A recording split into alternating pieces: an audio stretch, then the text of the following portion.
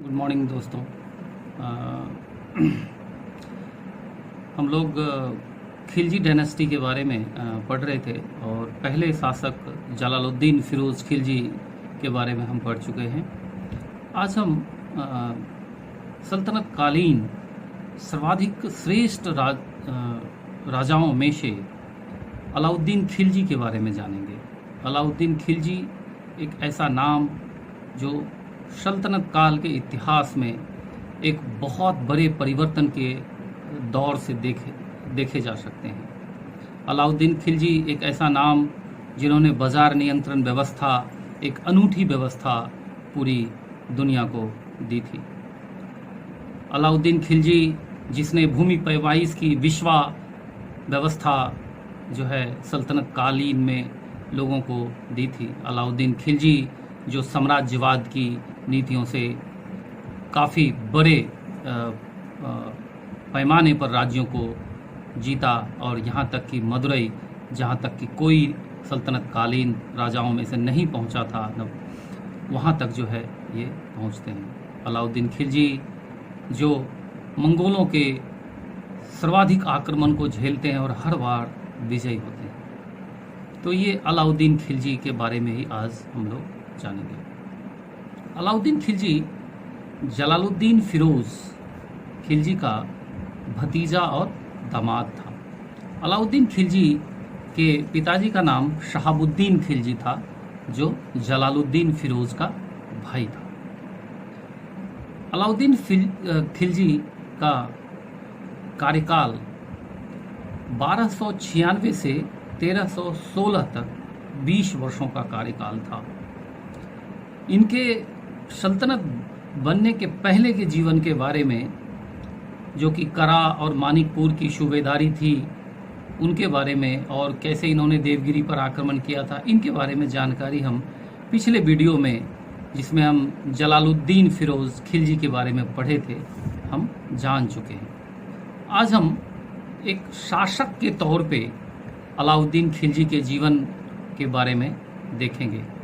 अलाउद्दीन खिलजी जैसा कि देवगिरी से जो भी धन संपदा लूट के आते हैं और उनको दिखाने के लिए जो है यमुना पार बुलाते हैं अपने चाचा सुल्तान जलालुद्दीन को, और धोखे से जो है उसकी हत्या कर देते हैं।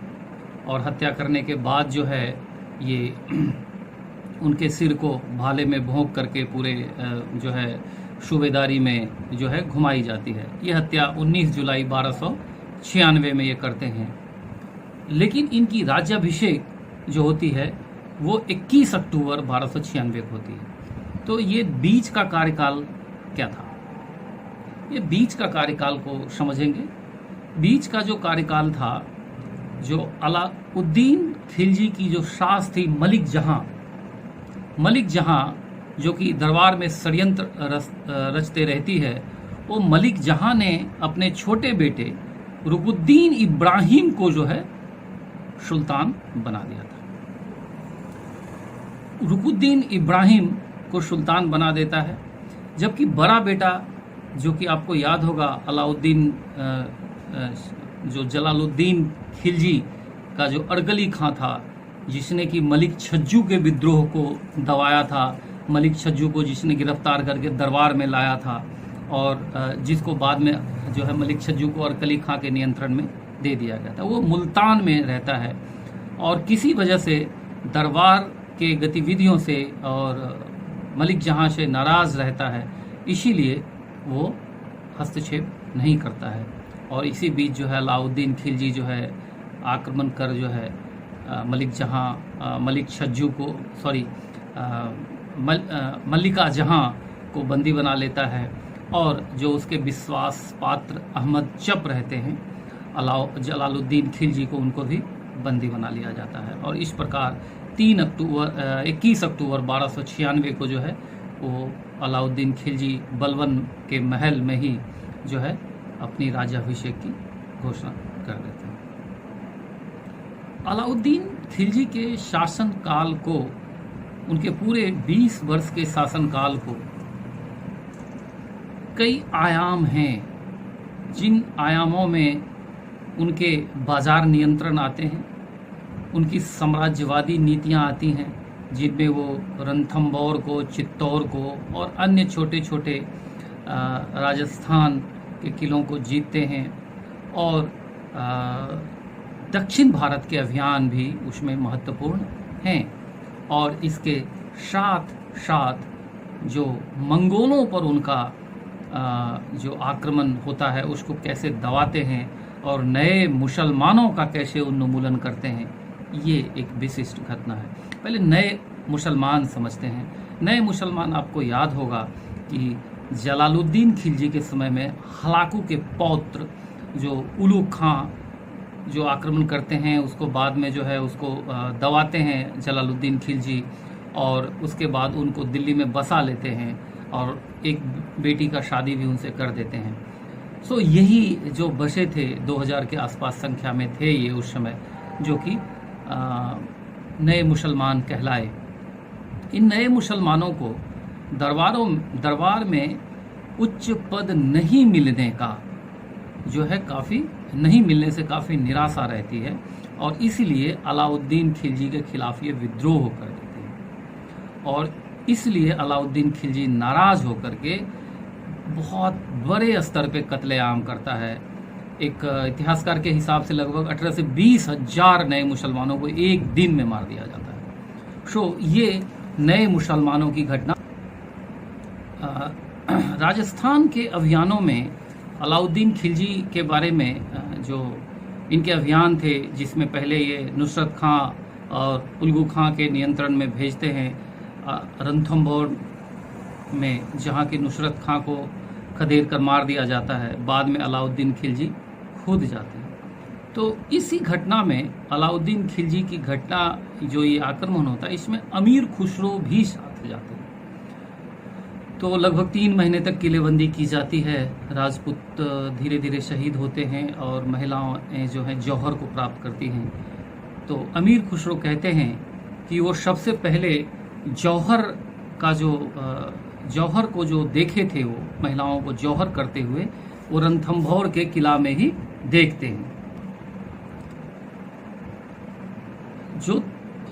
जोधपुर में एक शिलालेख है, संस्कृत शिलालेख जिसको बोलते हैं। उस संस्कृत शिलालेख में अलाउद्दीन खिलजी को जो है देवतुल्य शौर्य से विभूषित किया गया है, और कहा गया है कि ये पृथ्वी पे इनके द्वारा अत्याचार से मुक्त हो गई थी पृथ्वी। तो इतनी बड़ी जो है इसकी प्रशंसा की गई थी। उसके बाद अलाउद्दीन खिलजी चित्तौड़ पे आक्रमण करते हैं, और चित्तौड़ रणथंभौर के बाद राजस्थान का सर्वाधिक मजबूत किला में से माना जाता है। और बाद में जो है कई महीनों तक जो है सुल्तान को किले में प्रवेश करने नहीं दिया जाता है, प्रबल विरोध होता है। लेकिन अंततः जो है 1303 में जो है चित्तौड़ जो है अलाउद्दीन के कब्जे में आ जाता है, और इसी चित्तौड़ में अलाउद्दीन अपने नाबालिग बेटे खिज्र खां को जो है सुल्तान घोषित करता है, और इसकी नाम बदल के खिजराबाद रख दी जाती है। तो बहुत इंपॉर्टेंट प्रश्न है ये कि 1303 में ही चित्तौड़ की विजय होती है, और इसके नाबालिग बेटे खिज्र खां को सुल्तान घोषित किया जाता है वहाँ का, और खिजराबाद जो है उसका नाम बदल के रख दिया जाता है। तो ये राजस्थान अभियानों से जुड़ी हुई जो है अलाउद्दीन खिलजी की बात है। उसके बाद दक्षिण भारत से जुड़ी हुई भी है, जिसमें कि आपको मालवा जो है विजय है, और मदुरई तक जो इसकी सेना जो मलिक कफूर के नियंत्रण में जाती है। मलिक कफूर को पढ़ना बहुत ज़रूरी है। गुजरात विजय के दौरान जब गुजरात विजय में ये जाते हैं, तो इसके जो अलाउद्दीन का जो सर्वाधिक सेनापतियों में से महान सेनापति जो मलिक काफूर है, इसी को दौरान नुसरत खां, जिसको रणथंभौर अभियान के दौरान जिनकी हत्या होती है, नुसरत खां द्वारा ही इसको 1000 दिनार में किसको मलिक काफूर को खरीदा जाता है, और इसीलिए मलिक काफूर को 1000 दिनारी भी कहा जाता है। और अलाउद्दीन के दक्षिण भारतीय जो अभियान थे उसका नेतृत्व मलिक काफूर ही करते हैं। तो मलिक काफूर जो हैं वहाँ प्रताप रुद्रदेव द्वितीय जो हैं तेलंगाना अभियान में जो उनको परास्त करते हैं, तो वहीं से विश्व प्रसिद्ध कोहिनूर हीरा मलिक काफूर लेके आते हैं और अलाउद्दीन खिलजी को भेंट करते हैं। तो ये शुरुआत थी विश्व प्रसिद्ध कोहिनूर हीरा की, जो सल्तनत काल में ये आ जाता है। उसके बाद ये दूसरा आक्रमण करते हैं, जिसमें से कि आपको द्वार समुद्र, मावर जो कि आधुनिक कर्नाटक हिस्से में आता है, उसके बाद मदुरई जो कि तमिलनाडु में है, जहाँ की प्रसिद्ध मीनाक्षी मंदिर आप लोग परिचित होंगे। मदुरई अभियान अब तक का ये पहला अभियान था जो मुस्लिम इतनी भीतर तक दक्षिण भारत में जो है प्रवेश करते हैं। सो ये अलाउद्दीन खिलजी के समय ही संभव हो पाता है मलिक काफूर के नियंत्रण में। इसके बाद जो है मंगोल आक्रमण से जुड़े हुए लगभग 5 मंगोल आक्रमण होते हैं और 5 मंगोल आक्रमण को जो है अलाउद्दीन खिलजी बहुत सफलता से जो है दमन कर देते हैं और इसके बाद मंगोलों का आक्रमण लगभग नगण्य सा हो जाता है। अलाउद्दीन खिलजी के जीवन की जो घटनाओं में अलाउद्दीन खिलजी द्वारा बहुत जो है प्रशासनिक व्यवस्था के बारे में भी एक बहुत सुंदर व्यवस्था करते हैं, जिसमें कई चीज़ें वो करते हैं कि विद्रोह को रोकने के लिए स्पेशली, जैसे राज्य में कोई भी उत्सव या कोई भी बड़े फंक्शंस जो होते थे जहां अमीरों का सम्मेलन हो सकता था, वो राजा की अनुमति के बिना, राज्य की अनुमति के बिना संभव नहीं था। क्योंकि अलाउद्दीन खिलजी इस बात को समझते थे कि विद्रोह को रूप देने का, अमीरों को संगठित एक मंच पे आने का ये समारोह सर्वाधिक सरल और सुलभ मौका था, जहां विभिन्न अमीर आकर के राजा के खिलाफ यहाँ चर्चा परिचर्चा करते थे और अभियान नियंत्रण की योजना बनाते थे। इसीलिए कोई भी समारोह या अभियान राजा की आज्ञा के बिना नहीं हो सकता। इसके अतिरिक्त कोई 2 अमीर शादी ब्याह या अन्य फंक्शन में जो रिश्ते बनाने की बात थी, उसकी सूचना भी राजा तक दी जाती थी। तो इस प्रकार से इनके गठजोड़ को, अमीरों को गठजोड़ को अलाउद्दीन खिलजी ने बड़ी चपलता से, बड़ी बुद्धिमानी से जो है इसको हल कर दिया। इसके बाद इस व्यवस्था को और सुदृढ़ करने के लिए अलाउद्दीन ने जो है अपनी गुप्तचर वरीद व्यवस्था, जिसको वरीद बोलते थे गुप्तचर को, गुप्तचर व्यवस्था बहुत सुदृढ़ रखी। इतना ही नहीं, सैन्य व्यवस्था, अस्थाई सैन्य व्यवस्था सल्तनत काल में लाने वाले अलाउद्दीन खिलजी ही थे। अब तक जो सेना रखी जाती थी वो युद्ध काल के समय तैयार की जाती थी और अन्य सेनाएं जो इक्तेदारों के यहाँ से लाई जाती थी, प्रांतीय क्षेत्रों से लाई जाती थी। लेकिन खालसा क्षेत्र में राज्य की जो अस्थाई सेना होती थी उसकी कमी देखी जाती थी। तो अलाउद्दीन खिलजी ने यहाँ पर जो है अस्थाई सेना रखने के लिए जो है वो जो है व्यवस्था शुरू की। साथ ही साथ घोड़ों को दागने की प्रथा शुरू की गई थी। घोड़ों को दागने की प्रथा इसलिए शुरू की गई थी क्योंकि जो अरबी नस्ल के घोड़े होते थे वो सर्वाधिक कुशल घोड़े होते थे। तो कहीं घोड़ों की दोबारा बिक्री ना हो जाए, गलत नस्ल के घोड़े न खरीदे जाएं जिससे कि युद्ध में क्षति हो, इस वजह से उन्होंने घोड़ों को दागने की प्रथा शुरू की थी और घोड़ों का दाम निश्चित किया था, जिसमें 100 से लेकर 125 टंका तक के घोड़े के दाम तय किए गए थे, जो कि अच्छे नस्ल के अरबी घोड़े होते थे। उसके अलावा जो छोटे घोड़े होते थे वो 22 से 25 टंका उसका दाम तय किया गया था। घोड़ों के साथ साथ सैनिकों की हुलिया रखने की जो परंपरा शुरू की थी, ये अपने आप में एक अनूठी परंपरा थी। सो अलाउद्दीन खिलजी ने इस प्रकार से अपनी सैन्य व्यवस्था को काफ़ी मजबूत किया। सो अलाउद्दीन खिलजी के जीवन से जुड़ी हुई बातों में ये महत्वपूर्ण है। इसके अलावे अलाउद्दीन ने जो दुनिया को एक बाजार नियंत्रण व्यवस्था दिया वो अपने आप में अनूठी है, उसको हम अलग से पढ़ेंगे क्योंकि वो इस वीडियो काफ़ी लंबा वीडियो हो जाएगा और बोरिंग लंबा ज़्यादा होने से बोरिंग होती है, इसलिए हम सिर्फ 15 मिनट 20 मिनट तक की वीडियो को रखते हैं। सो इसलिए बाजार नियंत्रण को लेकर के मैं आपको एक अलग से जो है ये लेकर के आऊँगा।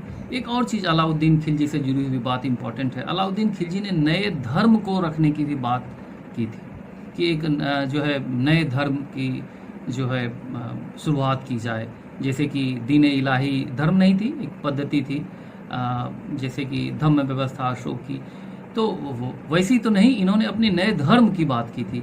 तो इसके जो आइन उल मुल्क थे उन्होंने इसका विरोध किया कि ये संभव नहीं है, लेकिन इनके साम्राज्यवादी नीति को वो रोक नहीं पाए और इसलिए इन्होंने साम्राज्यवादी नीति द्वारा जो है काफ़ी जो है साम्राज्य का है विस्तार किया और इनको सिकंदर ए सानी की उपाधि से ये विभूषित किए गए। सिकंदर ए सानी अलाउद्दीन खिलजी को द्वितीय सिकंदर के नाम से भी जाना जाता है और अलाउद्दीन खिलजी के निर्माणों में आपको अलाई दरवाज़ा बहुत महत्वपूर्ण है, इसके अलावे सीरी फोर्ट, उसके बाद जो है हौज खास, उसके बाद जमात खाना मस्जिद, ये काफ़ी जो है इम्पॉर्टेंट है। इनमें भी जो 1304 में दिल्ली में सीरी का किला बनाया गया था, को राजधानी बनाया गया था, किलेबंद कराई गई थी, ये काफ़ी जो है देखने योग्य है। ठीक है, फिर अगले वीडियो में आते हैं जो है अगले सुल्तान के साथ।